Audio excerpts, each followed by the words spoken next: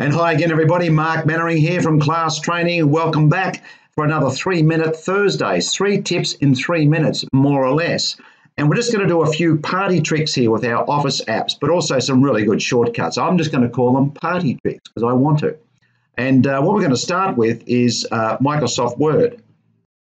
And here's my Microsoft Word. We'll start with this. Now, sometimes you just need to have some dummy text just to play with, just to do some shortcuts or some testing or whatever. Anybody who's been along to our Word courses would have seen this, just some dummy text to play with, as I said. Now, we don't want some dummy text just typed up or some Latin or figgity-figgity. We just want some random text put into our Word document.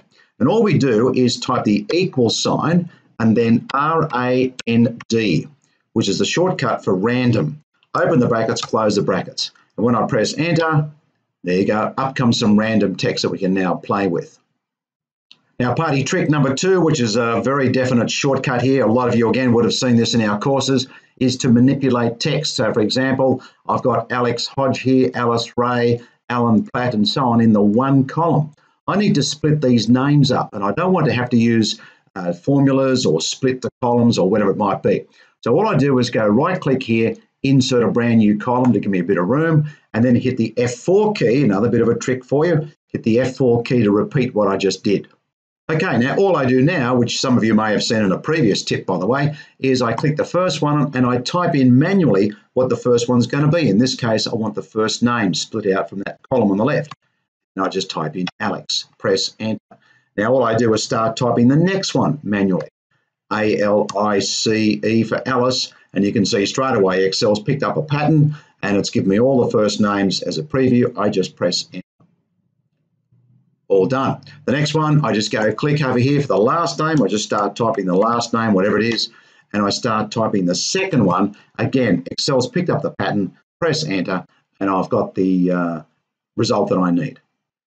And the final one, the final party trick, is one that you can use in Outlook and in most Office apps, actually. For example, I've got finance meeting here on a Wednesday, and someone says, oh, can we schedule that for the next couple of days, the same finance meeting at the same time on those other couple of days afterwards. Now, this is not a recurring appointment or meeting. All I've got to do is to copy this across. Now, as you might know, you can just go click and drag the meeting around. We're just moving it when it works, when Outlook does its thing.